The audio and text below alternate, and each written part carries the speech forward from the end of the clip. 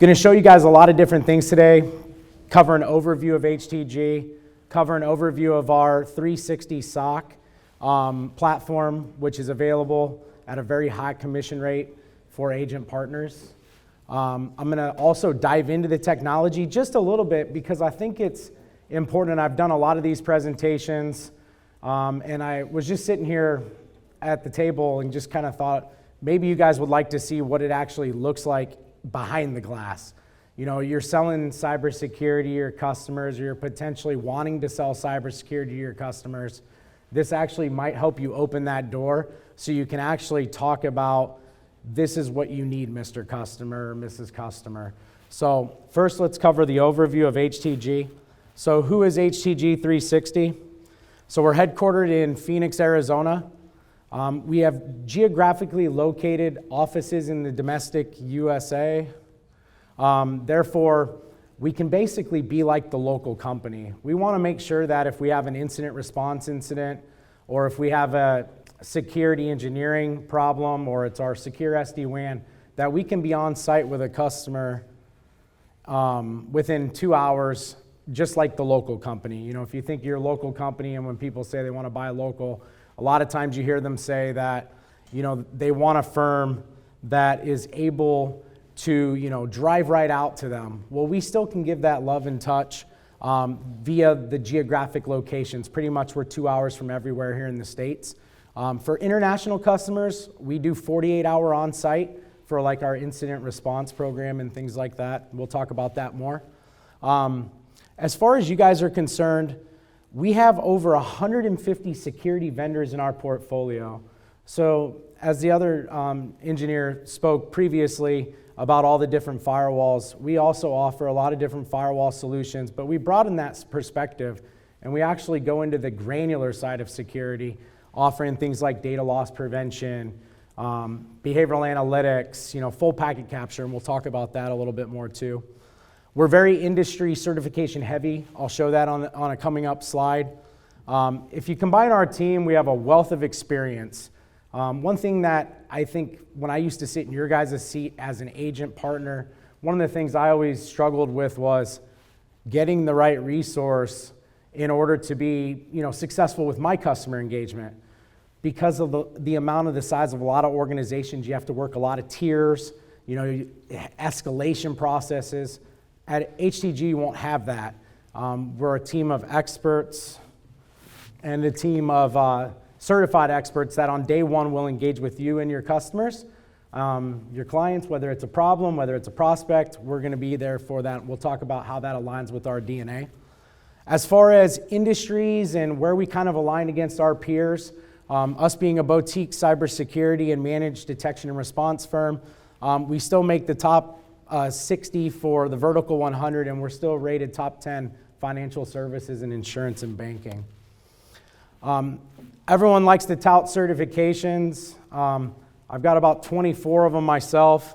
I love learning more about technologies because when customers engage and customers explain to you what their posture looks like or their solution set looks like, I want to be able to respond in a way that I'm not always rip and replace.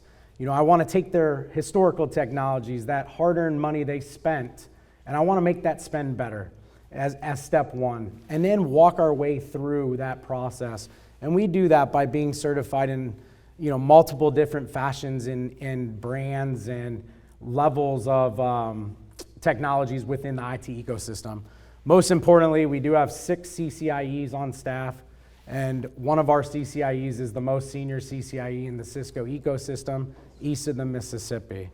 So those of you guys that run into super segmented security projects, people that are talking about 100% complete zero trust, micro-segmentation using spine leaf contract type networking, we can be a great fit there as well, combining that network and security conversation. As far as customers, of course, when you're presenting to your customers, you want to make sure that we work with, you know, brands in like industries. Some of our most recent wins are the United Way, but you'll see in the center there, ThyssenKrupp. They're one of our more flagship reference customers from a global perspective because they're extremely large. But you'll see a lot of hometown brands that we work with, banks, casinos. You won't see the banks up here.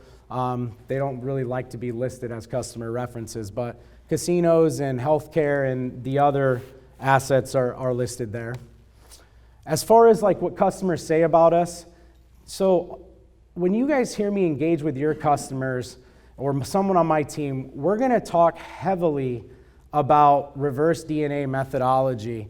And what that is it really takes the statement here from ThyssenKrupp when we first engaged with them and actually built a methodology around it. ThyssenKrupp here in the States was losing massive amounts of money by not being able to facilitate a path quick enough. So when we started engaging with them, the whole thing they wanted is they wanted to work with an expert first. They wanted to send that expert out to do 90% of the work before they ever engage at a vendor level. And when they come back, they don't want to have to fact check it. They want the right answers, they want factual answers, and they want answers that will help them look good, shine in their position, maybe someday get them promoted. That's what our DNA is about and our reverse methodology built around that comment. You'll see here, built on accountability first.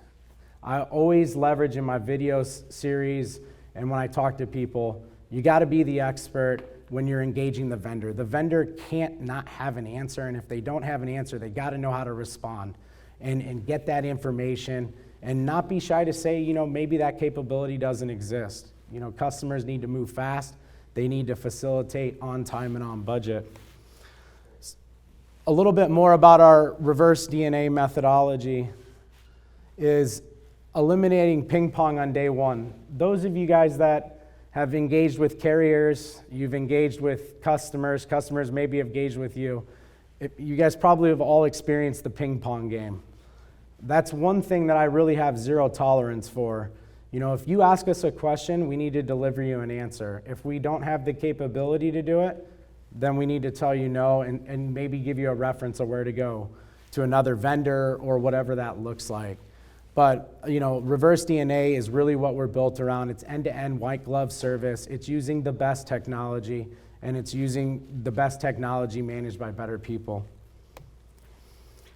The other thing I talk a lot about is moving at the speed of clients. That's probably one of the biggest reasons why the agent partner, the MSP or the MSSP loses business.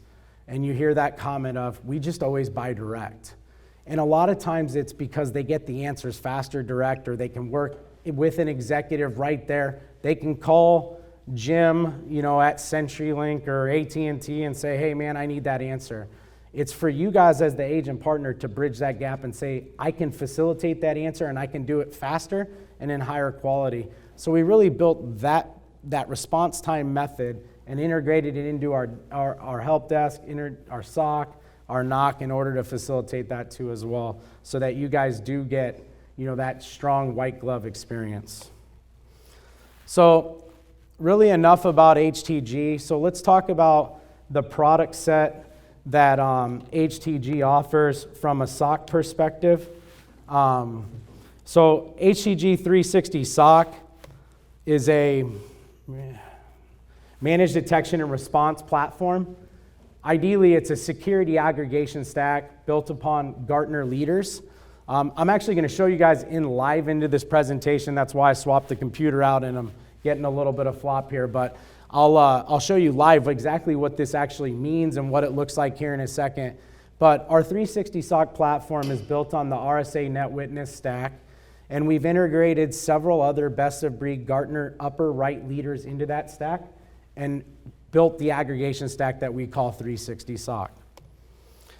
One of the main things about 360 SOC is we follow the path of the Gartner triad for SOC management. So basically what that means is organizations that traditionally have just offered SIM, and if those of you guys that don't know what SIM is, that's security incident event management. It's basically like a syslog server or a collection or a data repository of all those events that are happening throughout the organization collected in one spot. Taking that further, UEBA is user and entity behavioral analytics. So what Gartner is saying here by this slide is that in order to follow the Gartner's new coin triad, your solution as a service provider has to encompass three technologies. Number one is you have to encompass SIM or UEBA. Second is you have to be able to do full packet capture. So some of you guys that are new to security, what that means is you have to be able to see the network traffic. So log data is no longer sufficient enough to meet the expectations of the Gartner triad methodology. And lastly, you have to have an endpoint detection and response. Those of you guys that aren't familiar with that is, that's basically your advanced AV space. But what you'll find is, and I'll show with the RSA platform, the EDR solution is not an AV replacement. So when we're talking about the SOC platform, guys, my competitors, whether it's, we also offer Alien Vault platform as well. You look at these solutions, that agent is to simplify the log collection from the endpoint and to be able to use that data to also have some type of scanning or response and remediation component to it, some form of automation. Taking that a little bit further, Dan did a really good job today of talking a lot about some of the ransomware attacks out there. But one of the things that I like to point out is the hacks, the breaches, they happen fast. So 82% compromised within minutes. So of all these breaches that you've seen out in the space, it's been within minutes that the breach happened. The damage prolonged for a very long time. Actually, factual from RSA is 197 days is the mean time to identify a breach. If you look at the SMB space, it's over 600 days, I believe. There was something that just came out. Don't hold me to that statement, but it's very high. The enterprise space is 197 days. Most recently, if you look at organizations that have had a lot of technology, a lot of resources, look at Deloitte, $44 billion in revenue last year, and it took them 226 days to find their breach. And it breached 220 blue chip stocks in the US government. So mean time to the threat landscape is very important. And then taking that a little bit further, 69 days to contain a breach. So when you look at this and you look at organizations that don't have the visibility, don't have the tools, can you imagine how long that's going to be? This is based upon organizations that have tools. This is the enterprise space they base these numbers on. So when you're looking at most of the customers that we sell to as an agent partner or in the channel, those are those mid-tier companies, whether it's the SMB space, but it's typically up to like 5,000. You have some agent partners that sell some really big network deals and things like that. But if you're an agent partner and you're trying to get into the managed security or managed detection and response space to earn that residual income, you're going to really be targeting those companies that are 100 employees to 5,000. That's where most of our sweet spots are going to be. Speed is everything. I talk about that. I think that points a very good picture here that you need to have somebody behind the glass looking at this 24/7. You need to be able to see what's going on in the environment. You need to be able to detect it, and you need to have an answer or a way to report against it. Average cost of a breach in 2018, $3.86 million. Dan said Baltimore's already like $17 million into it. What is interesting about that breach is that they didn't have all that infrastructure virtualized to where ransomware might not have been as relevant. So I guess that'll probably come out in the future of, what was the underlying infrastructure, what was their DR policy, all things that you can sell as an agent. What's their continuity strategy? How did this happen, and why are we at a position where we're deep into it and we aren't being able to, recover our data, or possibly they are? As far as some of the security operations challenges that we see out in the space, number one is a shift in the landscape. Technology's changing, hackers are changing. They're moving faster than the technology's moving. They're looking for holes, and email is always a problem. As far as from a security operational challenge standpoint, even further, for why there's a great opportunity for the agent partner is that organizations are really struggling outside of major markets to find the resources in order to even build their own SOC. So they have to outsource. So when they outsource, they need to call you guys, and then you guys call HTG, and we build them a custom aggregation stack, and we'll talk about that a little bit further. The other thing is that technology has to align with the business. There's a lot of good technology out there. There's tons and tons of it. Some of the technology is better than others. Some of it's, great technology when it's stacked with others. But the one thing that technology a lot of times struggles with is aligning with the business. Like, if something is not business prudent to investigate, why are we so focused on that analysis by paralysis as a firm if that doesn't mean anything to the business, right? One business might allow something that another one doesn't. Something like Dropbox, as simple as that. One might let you use it, one might not. So 360 SOC, we've done a couple of press releases in the last week about this, branding it to really make it easier for you guys to engage so that when customers say, I want a managed security service provider, you don't have to say it's HTG360. You'll actually say it's 360 SOC, which is an HTG company. But it'll solidify and it'll streamline that conversation because they're not going to look at HTG's website anymore and see 8, 9 other things we do in security. This will be solely focused around the one component that's the highest residual paying for you guys as the partners. Taking this a little bit further, and one thing that's really important with that Gartner triad is 73% of organizations rate their threat detection capabilities as inadequate. That means that, yeah, I have security tools, but I might not have the right tools, or I don't have the right visibility inside those tools, or they don't automate, or they don't orchestrate, all kinds of different things. So what we're finding is that there's a need out there for organizations to find the visibility coupled with the security in order to find attacks and respond to them. So why HTG360 SOC? Really simply, our advanced detection stack is the only threat detection stack solution that provides end-to-end visibility with all Gartner leaders. There's no open source in this stack. There's no contenders. There's no potentialers. It's really all upper right. So when you talk to your customers and you're engaging with them, and you're talking 360 SOC, you're talking the best products they can buy on the market today. As far as the platform is concerned, the platform is really focused around visibility and early detection, enabling SOC analysts on our team the ability to investigate and assess alarms and triage and incidents quicker, faster, with better visibility. We enhance that contextual data with behavioral analytics. So we use rule-based metrics in order to identify if, Sally Smith is supposed to be in the HR server and maybe she's potentially high risk now versus, John Smith, our CEO, who once a month logs into that server or that HR environment. What that also helps with is waking the CEO up at 2 in the morning and asking him, hey, why are you logging into the HR server and you logged in wrong 3 times and then successfully authenticated? So if we have the behavioral analytics behind it, we can actually go back in time and see that John Smith actually logs in once a month around that approximate time and authenticated, and he just happened to, forget his password. Instead of disabling him and instead of isolating him, we can make a business decision based upon a behavior and facilitate or close or escalate or triage.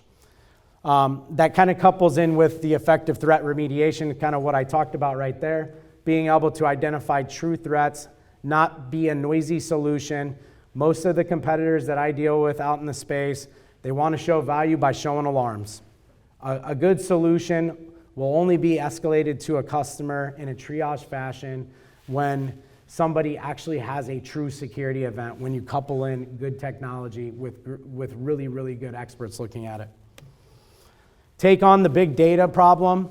When you're talking to customers, you can be really alarming in security really fast, and it can be a challenge, and it can be a big turnoff. So when you're talking to customers and you're not an expert and you don't have an engineer with you, but you're on the spot and you're like, I'm gonna listen to Chris and I'm gonna ask a question. Whether that question is, Mr. and Mrs. Customer, what security initiatives do you have in the next 6 to 12 months that require you to go outside the organization? Or potentially it might be, Mr. or Mrs. Customer, is there anything in this environment that you feel that you don't have 100% visibility into? And then just write it down and then call our team and we'll get involved, because I think you're gonna find that a very easy question of, you can't detect it if you can't see it. can be such a broad conversation and really open the door for you guys significantly. Additionally, when you look at that from a SIM platform perspective, that means that we need to provide customers with logs, network, endpoint, cloud, API integrations. We need to be able to enrich that data. We need to make it into a powerful set of metadata that is readable by a tier one or an escalation expert, customer, non-security professional, or a security professional. Additionally, I'll talk a lot about this, is the solution needs to be able to be customizable to meet the compliance requirements of the business. Therefore, I'm not sending over, file integrity monitoring PCI alarms to a company that doesn't have any PCI scope. Or I'm not, using data in the wrong way, therefore I'm causing more pain to my customer. It's really important, and I think that out-of-the-box solutions today have really just defined one baseline, and customers have to adapt, and we do it a little different. We adapt to our customers. Taking the MDR solution a little bit further, right off, taking that last slide further, visibility and detection. We then investigate and assess risk, whether that's combination of logs, UEBA, real-time threat analytics, or vulnerability scanning that's coupled in the solution. And then take that further is, we need to be able to orchestrate and automate. And for the big customers, we also need to have an embedded orchestration and automation solution called a SOAR. So we can talk about that on a deep dive conversation, because that's a whole nother level of security automation. And for your enterprise customers, that's probably the conversation starter. So if you guys do sell to the big brands, that's probably where we'll want to start with them. Therefore, we can maximize value, because they're probably not going to outsource when they already have a SOC. Take the solution a little bit further than that. We can't have a solution that you guys are selling to various types of customers that doesn't have the data sources in order to implement, right? We got to be able to integrate with Office 365. We got to be able to pull Cisco AMP for endpoint alarms, which only RSA can do. We got to be able to pull ICE data. We got to be able to integrate with Palo Alto. We need to be able to use the one-off vendors and be able to build APIs and parsers in order to collect that data. Because if data isn't being able to be collected, it's data that's missed, and it's something we can't correlate against. Add that on the user behavioral analytics, same thing there. We need to be able to see those Windows authentication logs. We need to be able to see what's going on with the user. We need to understand how those users and user groups integrate with the business. The solution also, in my opinion, from a requirement standpoint, you need to have out-of-the-box threat intelligence. You can't tell a customer, hey, you're going to buy this great SIM, but you also need to go buy a threat feed to go with it. It's mind-blowing to me sometimes to think, if you're just giving me a syslog server and you just put a little bit of more fanciness to it, shouldn't I have just bought the syslog server? Maybe I could have put my own fanciness to it. But being able to add these features and functionalities and then couple it all with the big, the coin terms of machine learning and AI and all that fun stuff, that will definitely help, and definitely a key component to our solution from an investigate type standpoint. I'll talk a little bit about UEBA real quick, just for you guys again. UEBA is User Behavioral Entity Analytics. Basically what that is, as I mentioned, that's a baseline based upon PAR. So if you think of golf, and I'm having a real bad day, my user's, he's rogue, he's having a bad day, he's making all kinds of double bogeys. Then I've got, Tiger Woods or Brooks Koepka on the other side, and he's having a great time at his job, and he's making a lot of birdies, and he stays below par. So it gives me a leg up from a SOC perspective, from an analyst perspective, and for your customers to not be running them around. A lot of security operations isn't just, hey, I have technology. It's running people around a lot. And if you talk to the executive level and you ask them about things like paralysis by analysis and all these different things that are accustomed into a security practice or a security team or an IT team, that definitely will resonate to them, and they'll be able to kind of feel at home, so you can get the conversation started there. I talked about the SOAR, the orchestration platforms. We use the Misto there. So for your big customers that potentially only want to get a fraction of our solution from us. Maybe they just want packets. They don't want SIM and they don't want UEBA and things like that. We can use the SOAR technology to integrate with them via Demisto and integrate with their Splunk environment or their Logarithm QRadar environment. Completing that triad from the Gartner side, endpoint detection and response. Again, that's an agent that goes on the endpoint. That agent on the endpoint's like having a security camera outside your house. It's going to see things, it's going to collect data, it's going to collect logs, and just like your Ring app, you might be able to respond, right? Somebody hits your Ring doorbell, and you look at their face and you see it's the UPS guy. The next guy that comes to the Ring doorbell's holding the thing.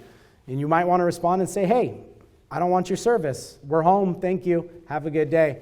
You can correlate that kind of into the EDR agent because that's what it's doing. It's living on the endpoint, it's collecting the data, it's repositorying it, and it's sending the information, things like files, run, hosts, connections, all the user insights, and then being able to have a response action. So be able to scan those endpoints, be able to disable networking, and things like that. Taking our solution further, what takes us out of the SIM space, or SIM as a service, we couple our solution with Qualys for internal and external vulnerability scanning. We do that persistent throughout the environment. So customers, no matter unlimited with us, unlimited amount of internal IP hosts. External, we do external scanning. Nobody else in the market in their SOC platform offers external scanning persistent. We offer that in our solution as well. So when we engage Qualys and RSA together, we now have SOC platform. We coupled that with the features and functionality. Our premium features are when we start getting into the data loss prevention suite. So your customers that have PCI scope, your customers that are housing critical data in their data centers and data stores, these customers are looking for ways to discover data, classify data, and then they'll also want to see what data does at rest and in motion. And they want to do things like force encryption if, say, that file does have credit card numbers in it. Or I want to be able to see files that have credit card numbers in it. Because, again, it would be a violation of my PCI scope. We can couple in some semantic DLP on the premise side in order to facilitate that engagement with the customer and create an insider threat-focused stack with a combination of the RSA and the Qualys integration. For your customers that are in the cloud, we also have an integration with Netscope. So what's the need for Netscope? Customers are moving to the cloud. Customers use Office 365. Every customer you talk to today has something in the cloud. And it might not be in IT, but something's in the cloud. We need to be able to control those, the access to those cloud environments. We need to be able to understand the data movement in and out. We need to be able to prevent data loss. And we need to be able to have full visibility into those environments. We do that with the integration with Netscope. Cloud use cases. I'm going to go through this really quickly on this slide. But basically, there's a bunch of different use cases. Things from like safely accessing and enabling Office 365. Starbucks is a Netscope customer. A lot of Starbucks cups I see in here today. But then other hometown brands like Capital One and Wells Fargo, whether it's for shadow IT or whether it's for discovering cloud or whether it's for use and access, there's all different kinds of use cases built around the cloud, and it's important to understand that our stack organically will offer that as a service. So just to recap the features and functionality of 360 SOC, so it's 100% an advanced SIM platform. We're organic to the premise and the cloud. So customers in Azure and AWS, no problem. Customers on-prem or in private data centers, no problem. We couple that with big data and UEBA. We have full packet capture, so the network security and visibility component. Our competitors in that space are like Cisco StealthWatch, Darktrace, ExtraHop, to name a few. So you're going to talk to customers. They're going to say they're POC in a Darktrace. Great opportunity to just maybe bundle in packets for them from us, and we can do it significantly less expensive. Network detection and full forensic visibility, that's what the solution offers to your customers. It's very unique in that way. I have one customer that we've run 3 platforms with. They're really our test beds. So when people say, do you guys have a lab full of it? Yeah, we have a lab full of 500 employees, $2 billion company that lets us run lab all day on their full production environment. And we've put a lot of these solutions together to see the noise, to see the detection, to see the visibility. That same customer had a pen test last week. And you can actually see in the solution where one solution saw 200 logs, the other solution saw 900,000. It's just the visibility when you involve packets, it just grows so much. So, something that, as a differentiator, SIM is becoming commoditized. There's a lot of MDRs, a lot of service providers that offer it. But when you encompass packets into that conversation and you tell customers, not only does our SIM do traditional SIM at an advanced level, but we do full packet capture so that we can see your HTTP traffic. We can reconstruct those websites. We can see if a user clicked on something, what they saw when they clicked. That's, hugely a big component from a response standpoint. And I'll show you guys that, or I should be able to show you that in the demo.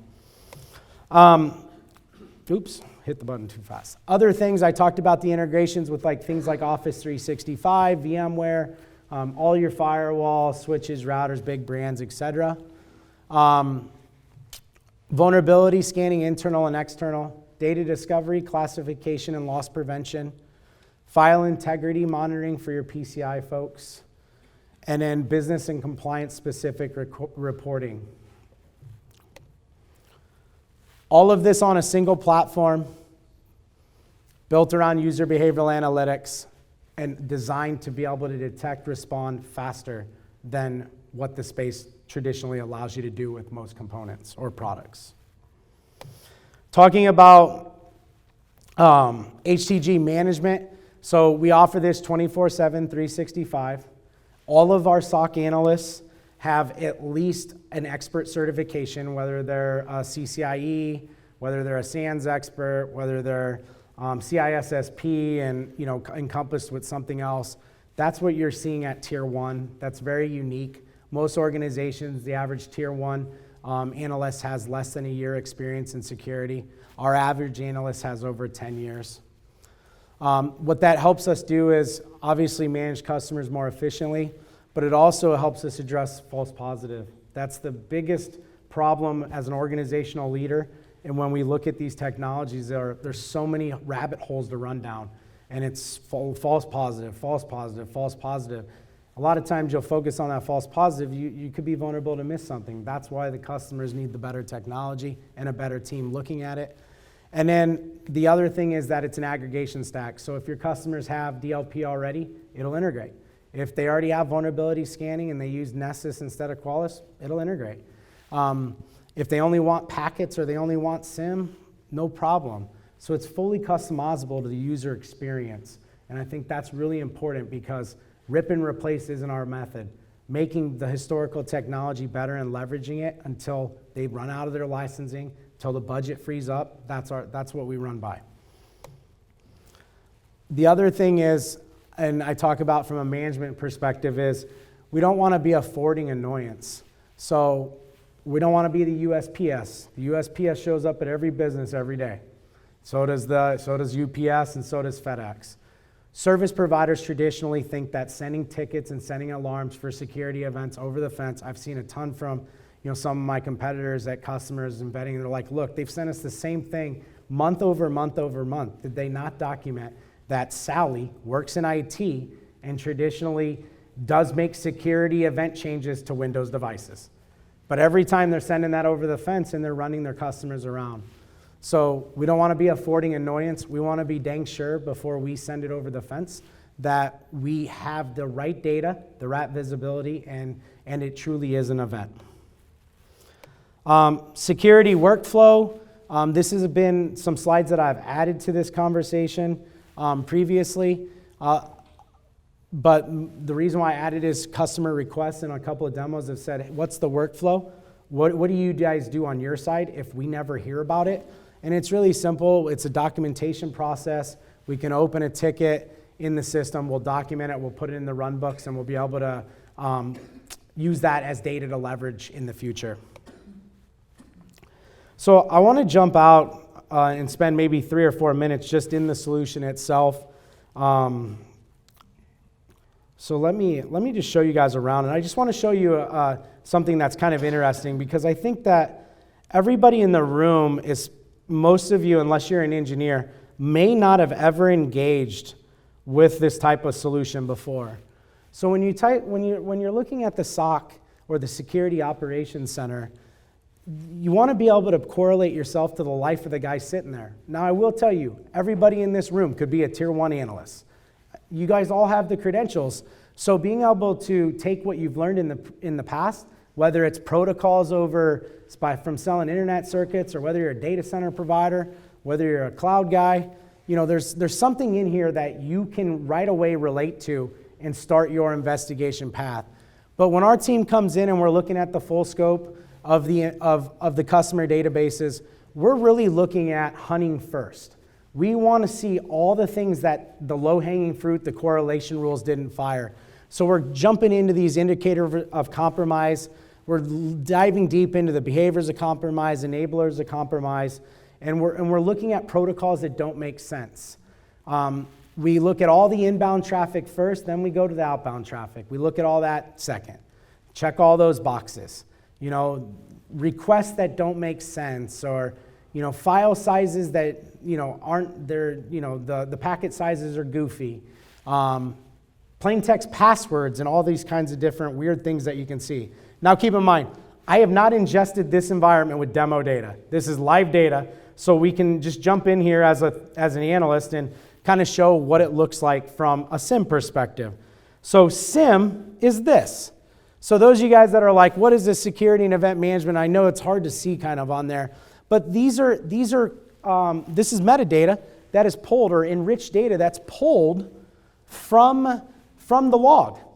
And you can look and dive deep into this, and you can start looking at different protocols or different things that might not make sense. So I'll drill into something that security professionals talk about a lot, HTTP traffic. Is there anyone in the room that doesn't understand the difference between HTTPS and HTTP? Do I need to cover that? Port 4443 versus port 80? So basically, the long and the short is, if you have a certificate on your website, it's validated certificate, you have a secure site, you're doing a secure handshake with that website, the traffic's encrypted. Sites that don't, and I'll use 360 SOC as one, unless they just issued it. They issued our certificate. I don't think it's populated, but you could use that as an example today because it's HTTP traffic. But when you look at this data and you're starting to look into HTTP traffic, and you're starting to look at kind of what's going on in the environment, you might want to see what are those websites that people are going to that we're communicating over port 80.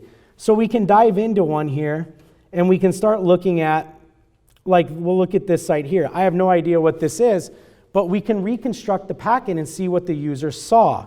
So here, this one doesn't have a reconstruction, which is common in port 80, sometimes because it'll actually still be encrypted traffic, or it'll sit behind.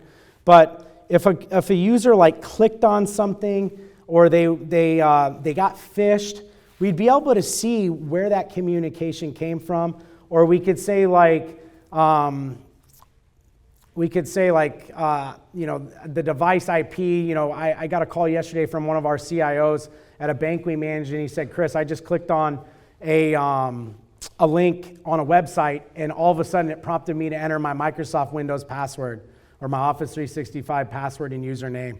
He's like, I didn't enter it in, so thank God. But we were able to actually find that packet, and I'll show you what that looked like.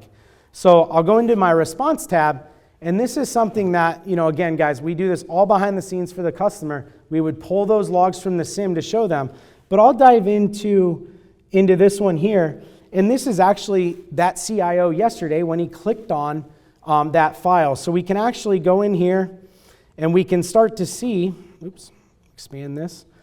We can go back and see that raw log data. While that's populating, maybe I want to see a nodal view. So I want to actually separate the IPs out, so I start pulling my IPs, and I'm probably going to group my IPs because I want to see the communications. I see this pre-install. What's a pre-install file? Then I have the file name. It's a .text, pd.text. I don't know what pd.text is. So that becomes interesting. We can see where it's communicating with, so we know that pd.text is communicating with the yellow dot on the left, the bottom one, but it's not communicating with the one on the right. But that one is communicating with a tile weather service .microsoft. Now, what will end up happening, and I'll tell you the result of this is actually false positive, but you can see this data and you can context it. So what we can see here is we can see the host name for Microsoft. We can go Google it and we can actually see that this is a regular service that runs on Dell machines. We can see that the machine is Dell because we have a DellSupportCenter.com and we can see the username here. So it becomes very powerful when you can start seeing what the user saw when they clicked. I can then come back here, that's a log, and I can look at the raw log. If that was a packet, I theoretically might be able to see the website or, like a plain text password. There's a lady in this organization that likes to go to news sites. And when she goes to the news site, she enters her Gmail and her password every time. Well, the website's not secure. It shows her password for her Gmail in plain text. Now, I don't know that that's her Gmail password, but you guys are probably all victim of this. How many passwords do you use the same on a lot of websites? There's a ton of them. So you get to be able to see that. And I just wanted to show you guys, like the nodal view, because I just think that we do these demos and we do these conversations, these trainings, but we never dive into the solution. And I've well used over my time. But this is what it's like to be in the life of the SOC. You're combing through alerts and alarms, and you're looking at things like this, and you're trying to figure out, what exactly is this user doing? This guy keeps communicating with all kinds of different sites, 50 different outbound traffics to multiple sources from a single source at the same time. That seems weird. In fact, we actually need to open an investigation on this one because I don't know this user. So, I uncovered this while I was sitting there and was going to forward it up to the team and say, hey, take a peek at this. But this is the data that your customers are looking for. This is the visibility you're looking for. This is what you get from HTG360, 360 SOC powered by HTG. And this is what we offer at the highest commission rate in the portfolio. So please engage us. Please engage my team. Hopefully this was beneficial, and thank you guys again.